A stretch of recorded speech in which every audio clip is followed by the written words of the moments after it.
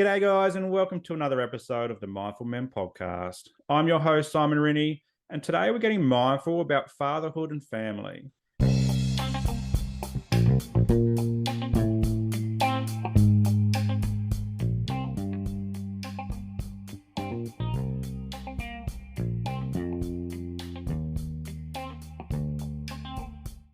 And helping me out with this conversation, I've got Bryan Ward from California. How you going, Bryan? How you doing, my friend? Thank you very much for having me. I appreciate it. I was looking forward to this. Thanks for taking some time out of your Sunday to join me. I'm really excited to have this chat with you today. And I was fortunate enough to be on the Dad Up podcast myself, so I'm really looking forward to reconnecting after a few weeks. But Bryan, to introduce you, you're a husband and father, a Marine Corps veteran, a podcast creator and host, a speaker, a championship basketball coach, which I'm keen to explore today, and a skydiver. That's quite a CV you've got there. Tell me about skydiving. How did skydiving come into your life? It's always been a bucket list thing, something that I've always wanted to do. I'm not a person that's scared of heights. That kind of stuff doesn't scare me. It's just the rush, the thrill of trying it. And my wife surprised me a few years back for a birthday present, and I did it. And I have to tell you, it's like the second I hit the ground, I couldn't wait to go back up. Wow. I was able to convince my wife to do it herself. So she went ahead and tried it, and she loved it. And so we're looking at possibly doing a jump together next February on Valentine's Day to just kind of do a jump together. Oh, But wow. it's really cool because I'm in California, so right along the coast. I do it down in lower California. It's called a city called Oceanside, and it just overlooks the ocean, and it's just it's an insane feeling. I mean, the second I have to tell you, I was not scared. I was super excited until I hit that door. And right when you hit the door and you realize you're about to go out, that's when kind of the nerves get you. But it only lasts. I explained to people that it only lasts for a few seconds, because once you're out of the plane, no joke, it does not feel like you are falling.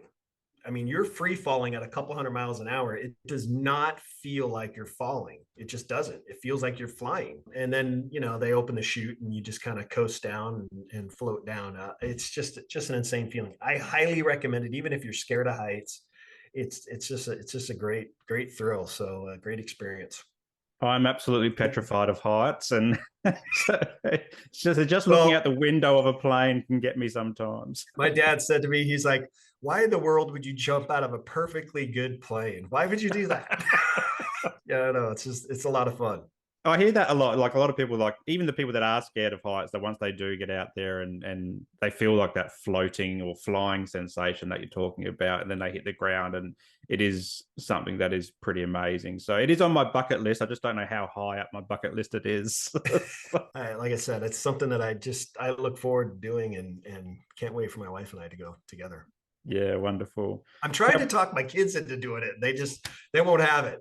My older son will turn 24 on Tuesday. My younger son's 21. I'm like, look, guys, you guys can do it. And they're like, nope, not even, not even going that route. We'll watch you and we'll sit there and wave at you when you're in the air, but we are not doing that. I'm surprised because the younger fellas usually like to do that type of stuff and just get Right, out you'd there. think. Yeah, Yeah. my son owns a really fast car. He's into that kind of that thrill kind of. Yeah, he has no desire to do that. Maybe one day when their bucket list starts to grow as well. So now, Bryan, I love to start off and hearing a bit about your backstory and like you said that you live in California. Like, so tell us about where you grew up and what it was like growing up, and some of those, I guess, key life events that stick out for you. Well, thank you for asking that. Yeah, I'm born and raised California kid. Grew up in a family that I have a younger sister, and enjoyed the beach life. I was one of those kids that played sports, and then weekends I was hitting the ocean. I was surfing. I just did the normal California kid stuff.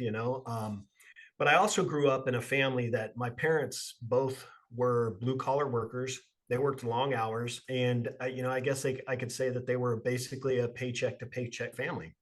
And my parents could not afford time away from work to participate in the stuff that I was doing as a kid, whether it was sports, going to school events, open houses, parent teacher conferences, things like that. They just couldn't get out of work to do those things. And that affected me as a kid. I knew that. I knew that when I looked up in the stands, I wasn't looking at my parents in the stands. I was seeing other kids on the teams, their families and their parents. And that did impact me. I remember that. And I knew back then growing up that I didn't want to be that way as a dad myself. I mean, I used to ride to practices and games with my friends' parents because I didn't Mm. have a ride. And so I just knew that when I had kids, when I was older and had kids, I wanted to make sure that I was involved in their life as much as possible. And I got out of high school and went right into the military, 4-year career in the United States Marine Corps. I did that to kind of give me a chance to get away from home a little bit, Hmm. help me grow up, help me mature, learn responsibility, because I lived at home until I was, 18, and I just wanted to kind of be out on my own, and I didn't know how else to do it. I knew that college, if I went to college, I would be going to college, but I would still be living at home, and I was really scared of what my future would hold because I didn't know what I wanted to do for a living. And at 18, I mean, some 18-year-olds do, but a lot of them don't. They're not sure what they want to do with their lives. And I just got nervous that I was going to be stuck in kind of this rut of living where I was living, not really having a vision of what I could do for myself. And so the military felt like a good way to kind of help me grow up. And I'm very proud of the fact that I served. I had a good time, taught me a lot of responsibilities and work ethic and all that stuff. And when I decided to get out of the military, I got a job right in banking doing automobile loans. And I actually have been there ever since. I've been there over 25 years. And now I'm a manager of one of the largest departments in the bank. And it's been a great career. When I did get out of the military, I did go to school. So I did go back to college. I got my Hmm. degree. And fortunately for me, I don't have any college debt. The military paid for my schooling, so free tuition, all that stuff. So the GI Bill is one of the greatest things that they have out there for military men and women. And it was that time that I was going to school and working at this bank that, my wife and I got married, started having kids, and I got into coaching because my Hmm. older son was 4 and wanted to play sports. And I thought, as a parent, I want to be involved as much as possible. And I'm going to be there watching, taking him to practices and watching his practices and his games. So I might as well get involved. So I took on the role of head coach for a 4-year-old little league team that I knew nothing. I mean, I knew baseball because he wanted to play baseball. So I knew everything about baseball, but I didn't know a clue how to coach. And I remember taking my son to sign him up for little league, and the guy that was at the table said, "Hey, do you want to coach?" And I said, "Yeah, I do. I want to help out." And he goes, "Do you want a head coach?" And I said, "No, no, no, no, no. I don't want to be the head coach." And he's like, "Look, we need head coaches, man. We're like short. We need head coaches." I'm like, "Dude, I don't know how to coach little kids. I need to watch first and learn, and then I'll do it." And he said, "They're 4 years old. Teach them how to hit, teach them how to throw, and teach them how to run the bases. Trust me, most of the time they're going to be pulling grass and chasing, bugs and everything else. So don't worry about it. They're 4." So I did. And so I took on the role. And I have to tell you, Simon, I can remember the very first game that we drove to, how nervous I was, my very first game as a head coach. But it was a lot of fun, and I don't regret it. I coached for over 20 years, from 4 years old. My kids were 4 years old, all the way up through high school. I coached, and the later years it was basketball, and Hmm. so I coached a lot of basketball the last 10 years. And that's what I coached at the high school level, as varsity basketball, and it was a lot of fun. It gave me a chance to really bond with my boys, really grow that relationship with them, and spend a lot of time with them. And then once my younger son, who's now a junior in college, once he was in his senior year of high school, I kind of had this feeling that my dad journey was ending. Even though we know it doesn't, we'll always be a dad. But I felt like my wife and I had done our jobs of raising 2 independent young men that are responsible and mature. So what's next for me? And I didn't know how to fulfill that dad duty. And that's how I came up with the podcast. It was something that I could do to help other men, kind of give them tips and tools and strategies to really be a dad that they want to be.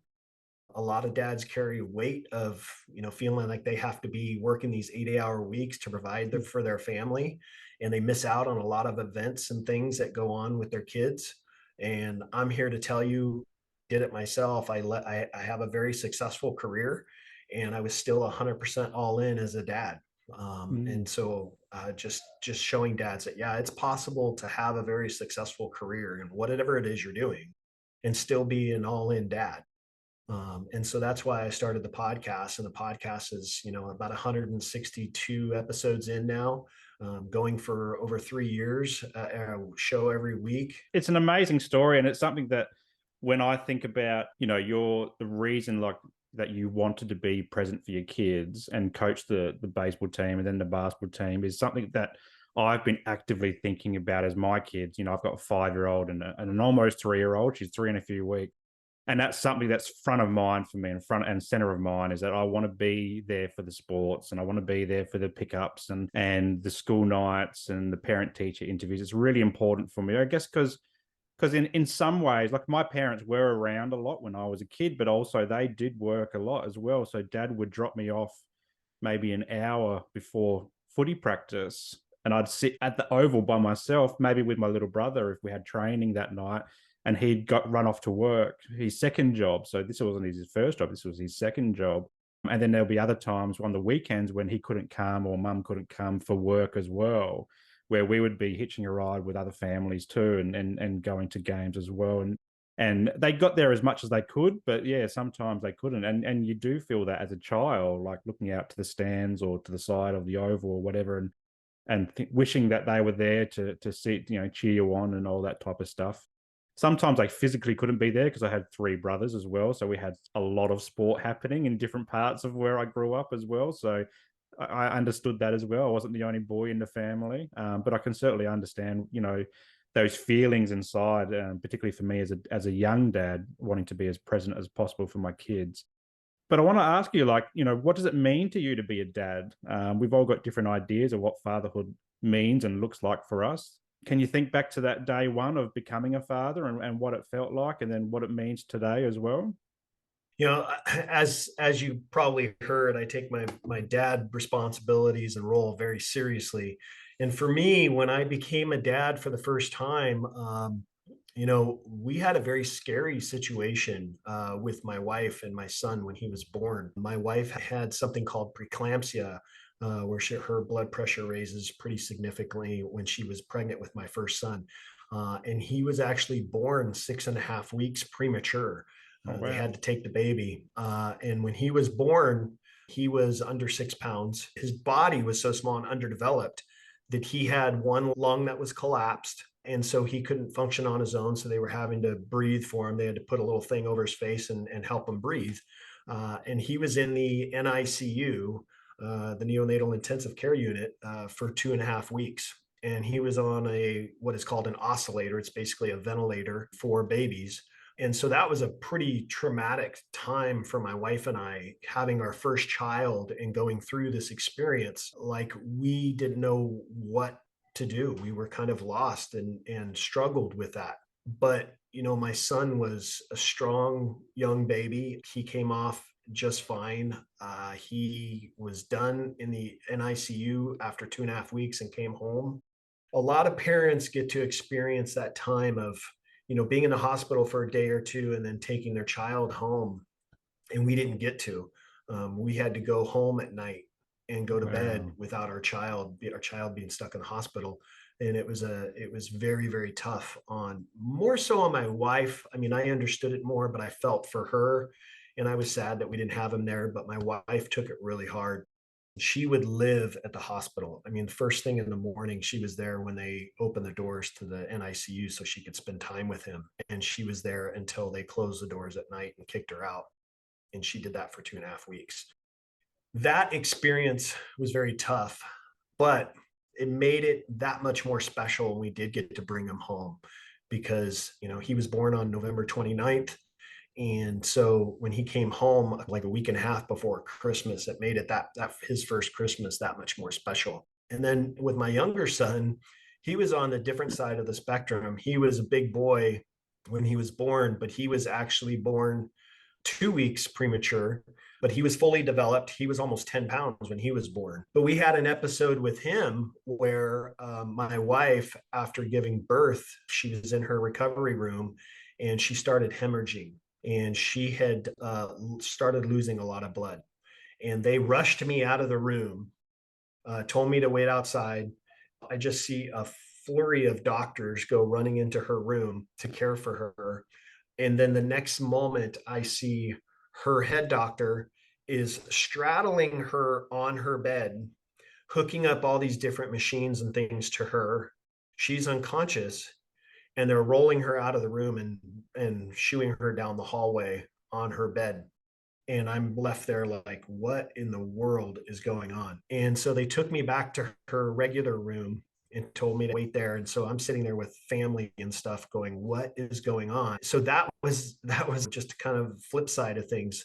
She her doctor came into me a short time later and said, Bryan, I have to tell you something. We were seconds away from losing her. She almost died. And that hit me like a ton of bricks. They saved her. She lost enough blood for two people. She was on a dialysis machine. They had her in a medically induced coma, and she was like that for about a week and a half. She was in the ICU, and they kept her on that in that coma. They wanted to make sure that her organs were still working. They wanted to make sure her brain was still functioning, her nerves and all that kind of stuff were still working well. And she recovered from that pretty remarkably. But the funny thing about that is that here I am sitting in the hospital day in and day out. I have my son who's in the neonatal unit, and the doctor came and told me and said, look, your baby can go home now. We can't keep your baby. He's healthy. He's fine.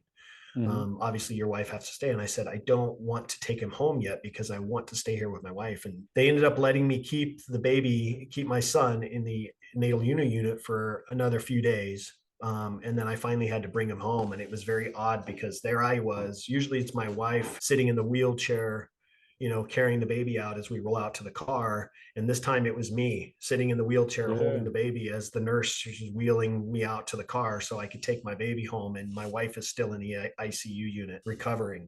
After about a week and a half, 2 weeks, she was home and doing well. She's been fine ever since. But that was a very scary moment for both of us, for both our boys, to go through that. So the reason I tell you those two stories is because that's what makes my fatherhood journey so special. Is that I have a very special connection with these two guys and how they came into this world in very opposite ends of the spectrum and how they came in. But the fact that I knew the kind of dad that I was going to be, and knowing the experiences that they went through when they were born, it just made my dad role that much greater for me personally. What it means to be a dad is I'm looking at these two men as gifts from God.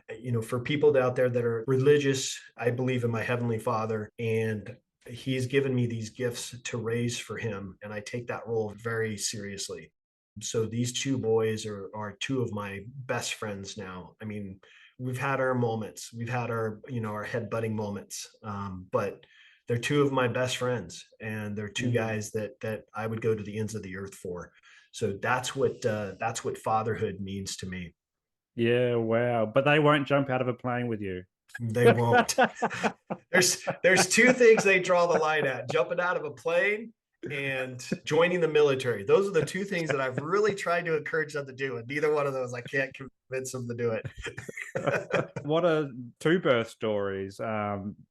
Just crazy. Like the whole birthing process, it's hugely daunting, particularly if you haven't grown up with babies around you. Like I remember when we had our son Gus, it turned from a natural birth into an emergency Caesar. And then at the end of that, my wife was in bed, but I was standing there with Gus, and I'm like, now what do I do?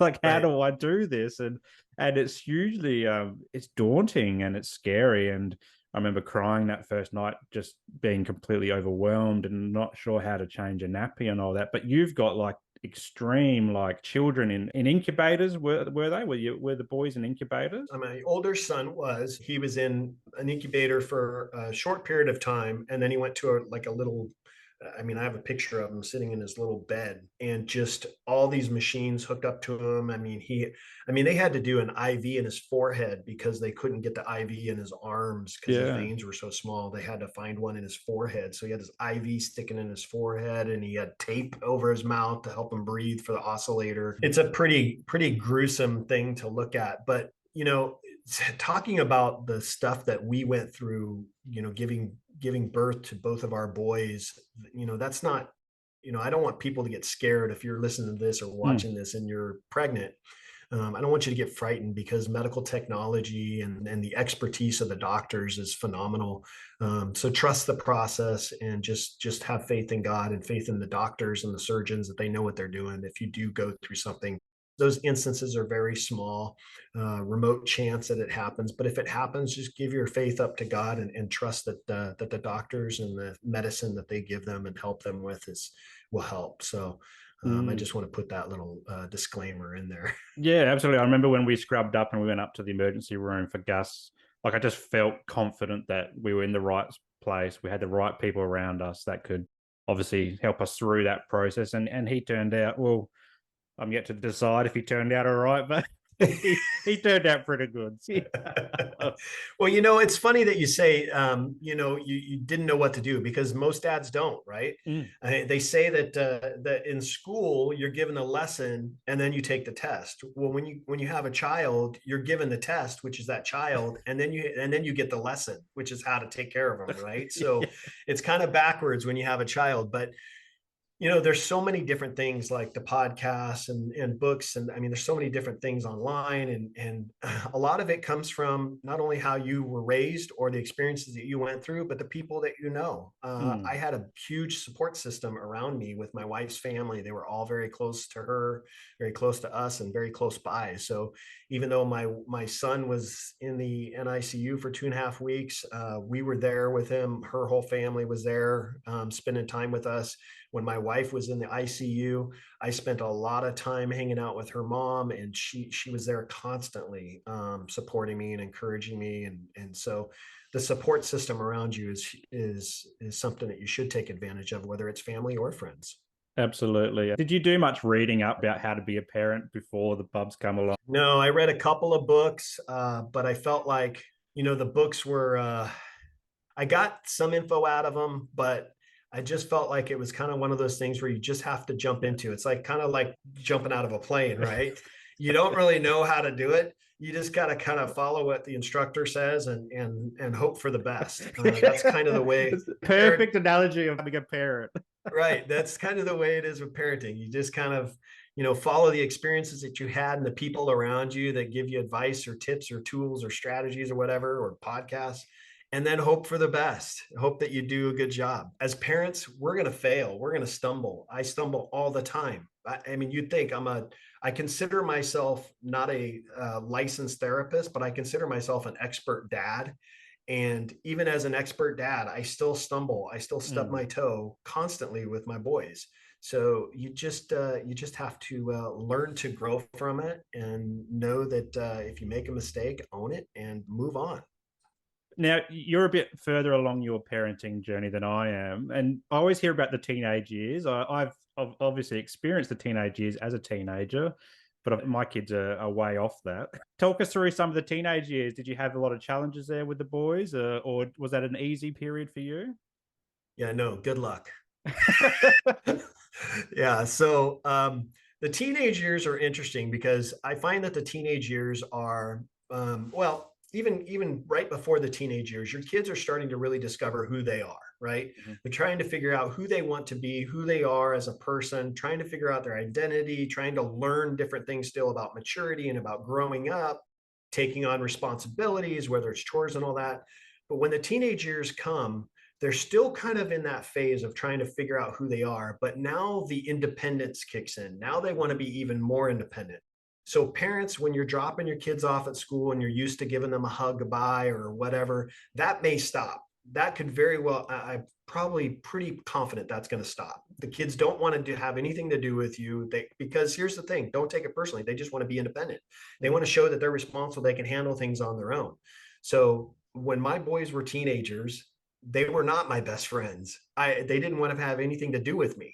Now, I was a coach on their team, so I still had to see them constantly, and they respected me as a coach. But when it came to being dad, they wanted nothing to do with me. They wanted to be themselves. They wanted to hang out with their friends. They wanted to be responsible and do their own thing. They didn't want to do what I was doing. And that's okay. I allowed them that opportunity to be independent and learn who they are and kind of grow into their own personalities and styles, pick up their own habits and all that kind of stuff. So the teenage years are tough because that's what they're trying to do. And the more you hold them back from doing that, the harder of a relationship you're going to have with your child when they start to hit those adolescent years, when they start to become an adult, because then they're going to really need to lean on you for a lot of additional support. And if they don't have that bond with you, that connection, because you really forced yourself on them through their teenage years, you're going to lose it when they're an adult. They're just not going to rely on you or look to you. And for my boys, we let them be boys. We let them do what they wanted to do as long as they were being responsible, as long as they weren't doing anything illegal or unethical or anything like that. We really kind of let them be them. And the one thing that I would encourage you as parents to do, though, is these devices, these electronic devices, whether it's a computer or their cell phones or whatever. I do highly encourage at least some monitoring of those to make sure they're not getting into things they shouldn't be. The other thing is that I always did with my boys when they were teenagers, that I always knew the friends that they were hanging out with. Yeah. And I always knew the parents of the friends they were hanging out with, because the parents will tell you a lot about the kids they're hanging out with. So yeah, those two things I did a lot as a parent. But other than that, I let them be boys. And trust me, parents, when they hit the 18, 19-year-old age, they come back around. I have heard that they come back around. And it's all about, as you said, it's all about that relationship you build at the younger years as well, so that they feel safe to come back and re-engage and so forth. What was it like, coaching, but also trying to be a dad at the same time and wearing, I guess, two different hats? And how did you navigate that? My kids understood from a very early age that when we're on the field or on the basketball court, I was coach. And that's how they responded to me as coach. They didn't respond to me as dad. That was a hard line I drew in the sand in the very beginning. So because I raised them that way from when they were 4 all the way up, they were used to it. By the time they hit the teenage years or even into high school, they were used to it. It was just natural. Now, when we got in the car and we were on our way home from practice or games, my dad hat would go back on. And sometimes there were cases where I'd say, do you want the dad advice, or do you want the dad input, or do you want a coach's input? And they would tell me, I really need to hear from coach right now. And I'd give them coaching advice. So I kept those things separate. Don't get me wrong. As a coach, when your son's out on the court and he's playing, as a dad, you want him to play well. You don't want him to mess up, because that's your boy, right? Or that's your daughter. You don't want him to mess up. But I still played with it from the mindset of I'm a coach. I'll give you one experience. I was the associate head coach on the boys varsity basketball team, and we were coming into halftime, and the game was tied. We were getting our butts handed to us, and the game ended up being tied right at halftime. And my son wasn't one of the players on the court at the time we went into halftime. And at the end of the half, the head coach comes over to me and says, Bryan, who do you want to go with for the starting 5 for the next half? And I said, you got to go with the same guys we just had in, because they were playing really well. We got back in this game. And he's like, all right, that's what we'll do. Well, my son wasn't in that 5, that group of 5. Yeah. He wasn't in there because I separated that role as dad. I could have said very easily, yeah, I think Brett should go back in. I think he needs to get a chance to get in there, because that's not the role. My role is not to put my son in if the other guys are performing better. So I kept those roles separate. I saw too many other coaches that really put their kids above everybody else. And it's not fair to the rest of the players. It's not fair to the parents. And it just sends a wrong message. And I didn't want my kid, it was really for my sons. I didn't want them to take the brunt of all the players giving them a hard time because their dad's a coach. That was really the main reason why I didn't do it. It wasn't hard for me. A lot of dads struggle that. It wasn't hard for me at all. Yeah. No, it's really a great way to look at it. I've played with players who their dads were the coaches of some of the football teams that I grew up playing with.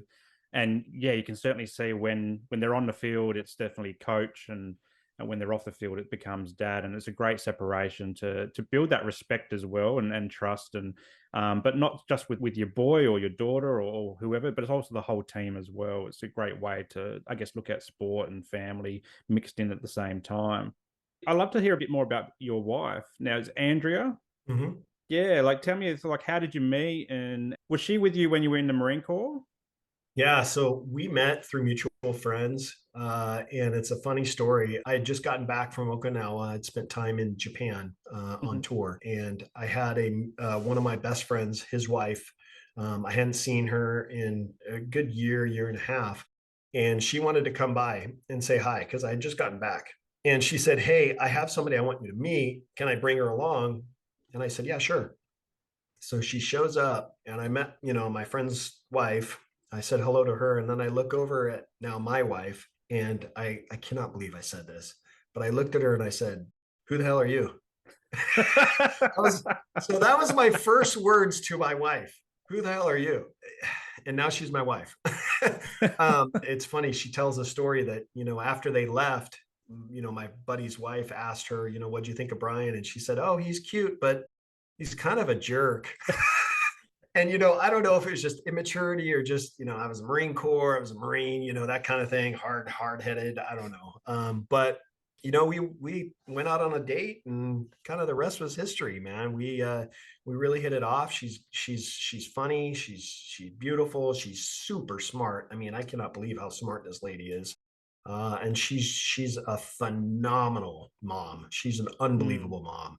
I wish that we could have had more kids because she's just an incredible mom. But it's just a relationship that we have continued to foster and grow. And I couldn't see honestly, I couldn't see my life without her. I mean, she's my best friend.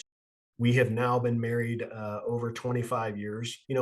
Married couples, they think that marriage should be smooth sailing for the most part. And, it's not the case. You have to work at it. It's like constantly dating. You have to mm, constantly do that in order to make sure your relationship is healthy. And we go out on dates all the time. We do things together constantly. And we even see a marriage coach. We have a marriage coach that we meet with at least once a month. Sometimes it's a month, every month and a half or so. Right now we're seeing her every couple of weeks because we just want to make sure we're still staying on mhm. top of our commitment to each other and working on things that we need to work on with our communication and all that stuff. We don't see a marriage coach because we have problems. We see a marriage coach so we don't have problems. It's just something that we really enjoy. The marriage coach she's a licensed marriage therapist, but she's our coach, and we enjoy meeting with her. It helps us stay committed to each other, and it helps us continue to work on our relationship. I mean, that's something that's super important, especially going, working on year number 26. It's super, super important for us. And it's important for our boys to see that too. Just raising our boys and seeing the relationship that we have with each other sends the message to them of what kind of relationships they should have with their wives.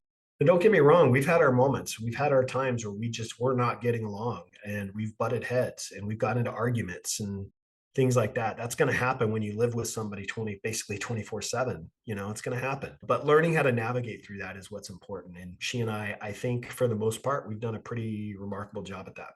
And yeah, just hearing the birth stories in themselves, it sounds like she's a remarkably strong woman. Oh, super. Yeah, just to get through that and persevere, and yeah, like almost to be thinking about jumping out of a plane with you for Valentine's Day next year. What is it about Andrea that makes you a better, I guess, husband and father and person? She's super supportive in everything that I do. As a coach, I coached sports for over 20 years. And when you're a coach and you're married, we consider our wives coaches' widows Mm, because they're home at night. When we're off running practices or games, they're sitting at home. And she always supported me every single time. Every year when a sport came up or a team came up that I was going to coach, she was super supportive. I continued coaching even after my boys were out of high school. I still stayed at the high school level coaching, and she would still come to games and watch, even though her boys weren't playing. She would just come there and support me. So she has been super supportive, and she has also helped me learn how to be a dad. Being a Marine Corps veteran, I have kind of a temper through the years, and she's helped me kind of keep that in check and under control. So there's times when I've gotten frustrated or about to lose it, and she'd push me aside and say, "Let me take this. You go take a breather." So she supported me in that way. And then the other way is when I came out of the Marines, I drank pretty heavily. I was a drinker, and I Mm. drank through a lot of our marriage. Growing up with my boys, even though I was coaching and all that, I wasn't an alcoholic in the sense that I would show up to practices or games with alcohol on my breath. I didn't do that kind of stuff, but I was the at home drinker. So when I came home, I was drinking a lot, and she helped me. She told me that, hey, I think you need to cool it with this stuff. And she helped me quit drinking. And I've been sober now for over 13 years. So Wow. it's something that I did for her and for our family. But she's helped me grow a lot as a dad, as a person, in the different avenues that I've gone down, whether it's coaching or the podcast. She's super supportive. I mean, she gives me a lot of the questions for my guests. When I tell her the guests I'm going to have on, she'll tell me, "Oh, you need to ask this or you need to ask that." She's so supportive. She's incredible. That's amazing. And that support is just, it's fundamental to everything. All of our, I guess, chasing our dreams and so forth. Like, we often, when we finish school and we become parents and adults, we kind of lose track of those big dreams, and we don't really pursue anything because we just fall into autopilot, groundhog day kind of mode. So it's Mm. wonderful that she's there in your corner, helping you follow these dreams and helping dads all over the world, through your podcast, for example, to, I guess, better themselves in their parenting journey or understand themselves a bit more. And that's an amazing thing for that support. And my wife, Rachel, she's supporting me through Mindful Men and developing my business as well. And I would have never been in this space. I would have been stuck in my 9 to 5 that I was working previously without her support. So I guess having, as you're saying, having a good, solid communication and supportive relationship with each other to the point where you're in coaching to avoid being in those bad times. That's something that a lot of guys can really take some value out of. And thanks so much for sharing that about her.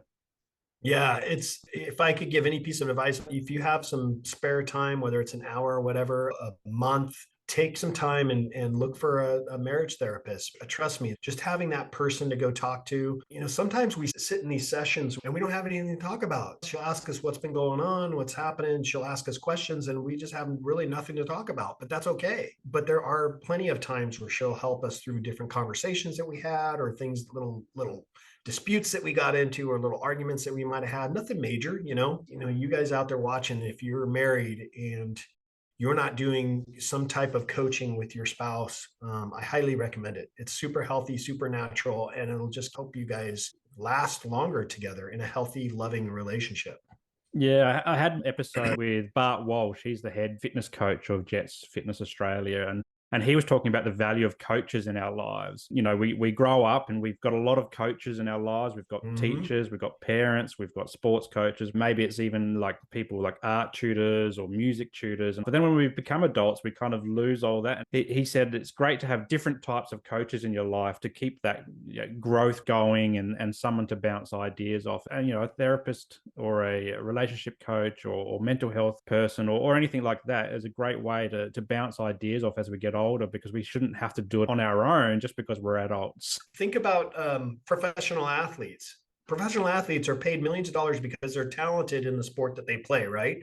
But guess what? They have coaches. Mm, Tiger Woods is one of the greatest golfers of all time, but guess what? He still had a coach. He yeah. had a coach to help him. When we go to the gym and we want to get into shape, we don't know what we're doing. We hire a trainer, we hire a coach.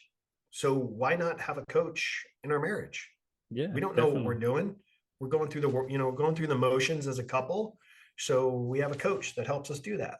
Yeah, I love it. I love it. Now, I'd love to touch on Dad Up podcast as well, because it is an amazing resource that's available worldwide. And I've been lucky enough to be a guest on the show and talk about my mental health journey. And you talked a bit about why you wanted to start the podcast a few years ago now. With all the conversations that you've had with guys all over the world, what's some of the, I guess, the common themes that are coming up with things that dads or guys are struggling with from your perspective? Is there something that keeps coming up time and time again? Yeah, it's time. Time with our kids. Mm, I hear dads say it a lot that kids spell love Time, not yeah. Love. And spending time with your kids is super important, and it's intentional time. It's not you're goofing around on your phone while you're watching your son play soccer or something like that. It's being intentional with the time that you have with your kids, because believe it or not, and I know everybody that's hearing this or watching this has heard this before, but our kids grow up so fast and it goes by so fast. My son's about to be 24 years old on Tuesday, and I can remember when he was born. I mean, I was just telling you the story of how he was born. So that seems like it was just yesterday. When my boys were in high school, and I can remember them going to, as a freshman in high school, that dropping them off and watching them walk away to go to class or go to their first high school. And knowing that now my son's not only out of high school, but out of college and now working in a career. Now my younger son's already a junior in college. It's just crazy how fast the time goes. And if you're not being intentional with your time with your kids, you're going to regret it. And the one thing as a dad that I don't want to regret, when I'm laying on my bed about to go meet my heavenly Father, I don't want to have any regrets. I don't want to have any regrets of things that I missed out on. I know too many dads that are so consumed with career and making money that they missed special moments, whether it's games. Let's say you missed a game for a meeting or a sale you needed to make, and it was that one game that your son or daughter played their very best and scored so many points or did something phenomenal, like ESPN highlight kind of moment, right? And you missed it because you were more worried about making this sale and making this money. Don't get me wrong, making money for your family is important, and you have to provide a food and shelter and clothing for your family. But think about that game that you missed. They played in a remarkable game, and you don't know that you're ever going to get those opportunities again. I think about with my younger son coaching basketball. I know you had mentioned about championship coach. As a varsity basketball coach, my son was one of the starters on the team. We made it for the school. We made it to the CIF championship game, and it was the first time in the school's 100-year history that the boys basketball team had made it to CIF championship game. And so that was a big game. And we ended up winning. Not only did we win, but my son played probably one of the best games of his life. He shot 6 3-pointers. He had a couple baskets going up for layups. He was just a beast out on the court. And to be able to have that experience with him, not only as a coach, but as a dad, because I was still watching as a dad, but being a coach on his team, we both now have CIF championship rings. They're like Super Bowl style rings that we will have forever together. And it's Yeah. because I took the time and was intentional with my time with him that we'll be able to have those memories forever. If I was committed to just working in a career and focusing on making money for my family so much that I missed those opportunities, I would regret it, and it's something you can't get back. You can't rewind time. So time is something that I hear a lot from dads. And a lot of dads admit on my show that they have to focus on that. They have to be more aware of is their time with their kids. Yeah, I love it. And having that shared moment is something you and your son can talk about for forever. You know, you can talk about it and Mm-hmm. reminisce about that. Where if you're not there because you're working or whatever. And as you said, we do have to work to provide for our families. But if you don't really need to be in that meeting or make that sale, it's an amazing thing to be there and share that experience. But also, if things don't go well and your kids maybe have a terrible game or they get injured or they need that consoling from a father afterwards as well. It's Mm-hmm. another hugely important thing to do and be there for them as well. Yeah, I hear a lot of parents say, "Well, that's great that you had that opportunity, Brian. I just don't have that opportunity. I have to work. My work doesn't allow me that opportunity to do those things." And I hear that and I respect that. I understand that. Maybe you can't be at every single game, but at least be at the games that you can be at for sure. Mm, For me, when I got into my career, I laid it down in front of them in the very beginning. I said, "This is what I plan on doing. Is this going to be workable for you?" And if it wasn't, Simon, I'll be honest, if they told me, no, you have to be here, you can't do those things, I would have quit. I would have mm, said, you know what? There's a million other jobs out there. I'll go somewhere else. But they didn't. They were very flexible with me. But I was very aware of my time with my business, with my company that I worked with. there were times where I had to get up and go into the office at 4 a.m. so I could leave at 2 to go to a game. So I was very aware of my time with them. They were willing to work with me, so I was going to work with them. So I lost maybe an hour or two of sleep to be able to be in the office so I could leave and be there for my kids when they needed me. So I just made those sacrifices, and those are things that parents can try to work through, kind of find out what ways that they can sacrifice different areas of their time to be Yeah. there for their kids and still be there for their job. And we've been fortunate, I guess. One of the positive things that's come out of COVID, for example, is that particularly in Australia, we've done a lot more remote working, a lot more online stuff where we can work from home and balance family life a little bit more easy. Has that been the same case over in the US? Have you been able to work more remotely since COVID?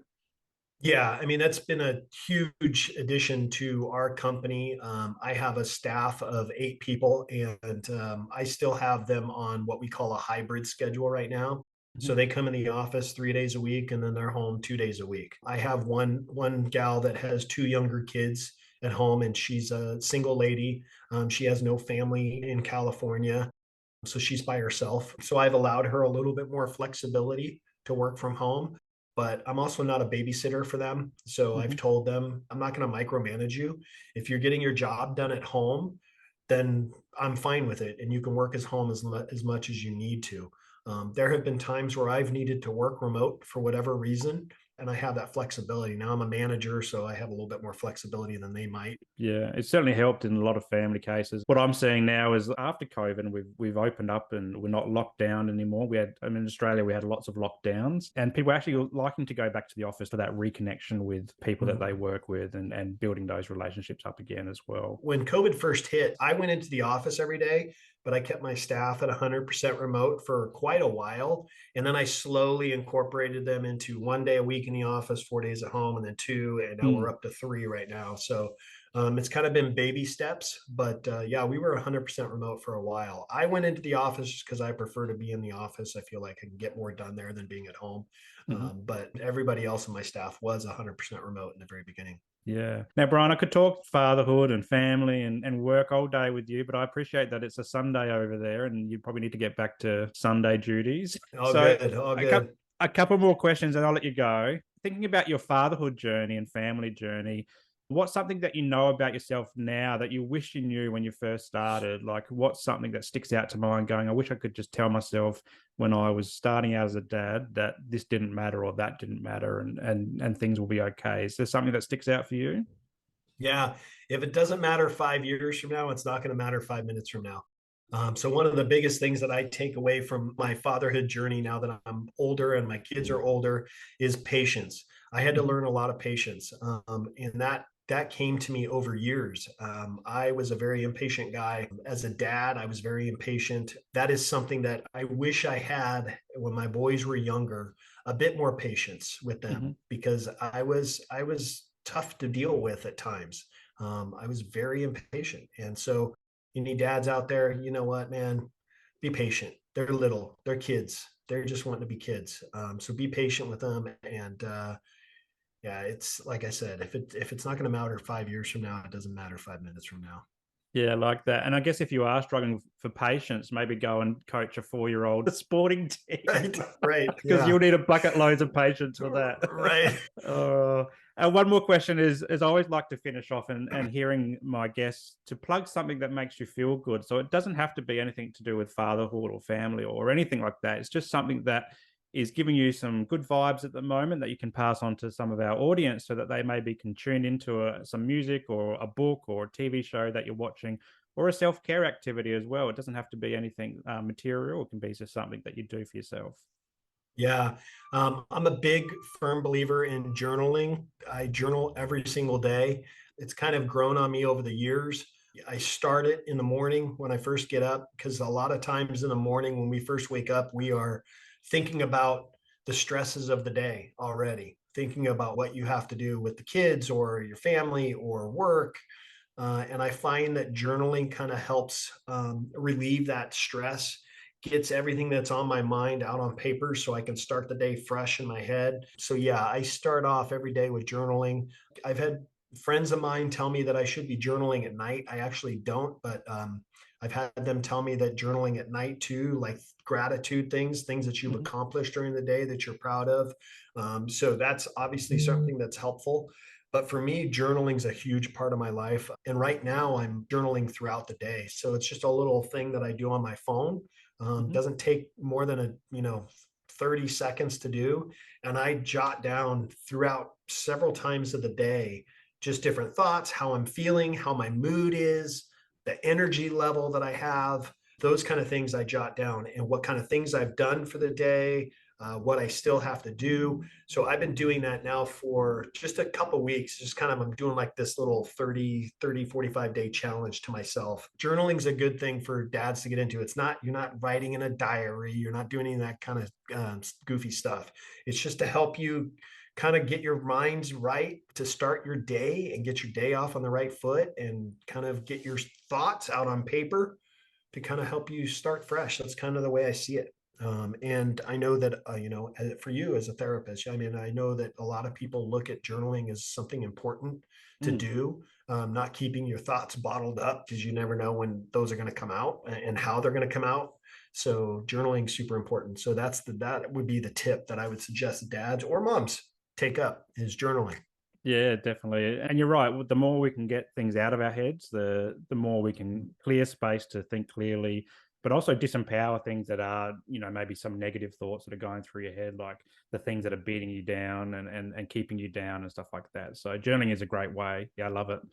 Thanks so much for sharing that journaling. And I love the tips Yeah, around doing absolutely. it throughout the day as well. Like it's a really Mhm. cool thing to do. Whenever someone thinks about gratitude journaling, for example, like what am I grateful for at the end of the day? And I found this, we often regurgitate the same couple things like family, having a house, having a job. But when we can do it through the day, we can identify those small things that we do during the Mhm. day. It might be that cup of coffee with a friend. It might be this amazing podcast chat that we're having right now, or getting the kids to school on time for the first time this week, and just the small Right. things that make us feel good, and can be a big tick for the day. Add on to what you said there, because I like the kind of the what you said is like these little small wins that you have throughout the Mm, day, right? Celebrate those small wins, because the more you feel accomplished in those small wins, and the more small wins you stack on top of each other, the greater sense of accomplishment you'll feel. I mean, imagine those small wins after a week, all mm. those small wins stacked up, and then a month, and then 6 months, and then a year. Imagine where you'll be today and where you'll be a year from now, just celebrating in those small wins that you had throughout the year. So celebrate Absolutely. those small wins. Yeah, definitely. Now, Brian, if we'll put the links in the show notes, but like, yeah, where's the best place for people to find you and see some more of your stuff or hear some more of your stuff? Yeah. Data podcast pretty much everywhere. YouTube, Apple, Spotify, all those different places. YouTube is Data Podcast. The best place for them to reach me would be Instagram. That's Data Hmm. Podcast. They can see my content there, as well as message me. It'll either be me or someone from my team that'll respond. But we always respond unless it's a weird comment. Or so yeah, Data Podcast on Instagram. I'm on Facebook. I'm on LinkedIn. I'm on TikTok. Yeah, all those different places. So Awesome. And yeah, we'll put the links in the show notes so people can easily access them as well. But Brian, thanks so much for coming on the show. I really appreciate you taking some time out of your Sunday to have a chat with me. And I look forward to the episode coming out and hearing more about you, maybe catching up in the future to see how things are going. yeah, absolutely. Well, thank you again, Simon. I really appreciate it. I'm glad we've gotten to know each other. Glad we've gotten to a chance to be social media friends and virtual friends. One of these days, I'll have to take a trip over there and we'll have Yes. to break bread together. But thank you very much for having me on the show, brother. I'm proud of what you're doing. Keep it up because it's needed.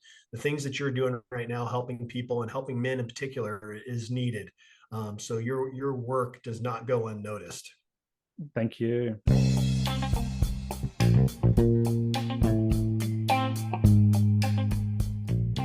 If you enjoyed today's episode, make sure that you like it and leave a comment and then share it with your mates. Also, subscribe to the channel and hit that notification bell so that you don't miss a moment of future episodes to come.